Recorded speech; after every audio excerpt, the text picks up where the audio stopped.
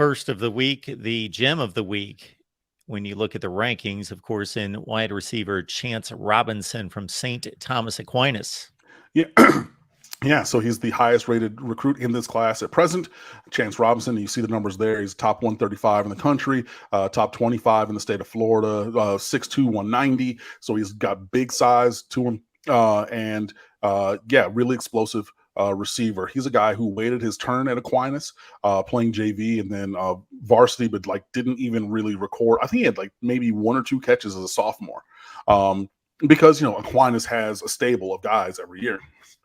And sometimes, you got to have a really good player who is going to wait his turn, and he did. And then he had, 15 touchdowns on 26 catches?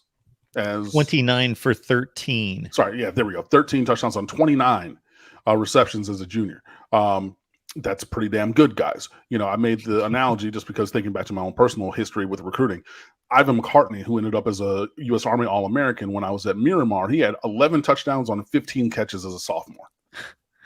As he was like the number 5 receiver for Geno Smith, it's because it was Geno, Stedman, Terrence Gordine. There's a couple other guys who went, like to HBCUs and other schools, but it was like, okay, cool. And then he started as like number 6. He ended up as like the number 4 receiver, but 11 touchdowns on 15 catches, I believe it was. So like just seeing that outsized kind of number, that's, like Chance Robinson, but hey, he's faster than you think for being a big guy, and he will take a short pass and go the long way. He has the size that we're looking for. I think that he, is he's up there in terms of the wide receiver recruits that Miami's gotten recently. I said, is he the best receiver recruit since Ahman Richards?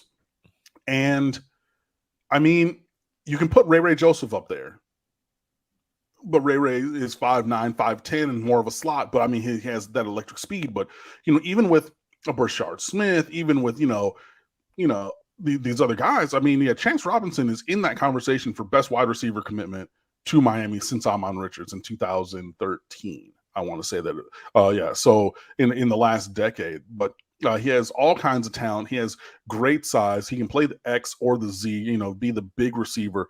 I saw, I think on his 247 page, they're saying he's probably the number 2 receiver on a great college offense. If you get a JoJo Trader, Jeremiah Smith, a transformational kind of talent in front of him, then he can be a really great number 2. But I think he can even profile eventually down the line as a number 1, just depending on what the roster is looking like. But he applies his trade at St. Thomas Aquinas. Obviously, their coaching is bar none. One of the preeminent programs in the world of high school football. A legacy program here in Fort Lauderdale and across the country. Really a standout player on that team. One of the leaders of that team will probably be, a team captain leading Aquinas into his senior year and everything. So, just a really good get, a high blue chip guy that everybody, and their mama wanted and everything. So we're like, hey, Mario's doing this value shopping. He's, going to Walmart and getting the great value versions of the recruits that we want. Hey, we went to, insert your favorite store here and got the name brand. We went to Foot Locker and got the Nikes off the rack. You know what I mean? With Chance Robinson, there was no discount shopping or, trying to bargain hunt here. We went and we got a name brand player from a name brand team and a name brand program to, come down to Coral Gables and everything. So you should be very excited about that. I think that, obviously he's going to continue to grow and develop through his senior season next year. But I will put this out there because I know that people always think about these things when you're talking about recruiting. I believe for both Mania and because it's a parochial school. And I know for a fact for Chance Robinson, if he stays at Aquinas, he will not be able to early enroll because they have the religion class, which is completed through the senior year. And there's a second semester component that that's not I can take it online or do it early. Like they are, an archdiocese and, parochial school. You have to be there and do that. That's why Xavier Restrepo left from Aquinas, transferred to Deerfield for his senior year so he could enroll early. So if Chance does not make a similar kind of move, then he will not be an early enrollee. And I just want to get that out there because obviously everyone wants to think, okay, we got these guys, we signed these guys, we're going to sign them in December, they're going to be here in January. If he stays at Aquinas, that will not be the case. But yet and still, this is a good get, this is a great player, you should be excited. Today is April 19th. So if you go back to last Wednesday, that would be April 12th. I opened the show by stating 4 commits for the week.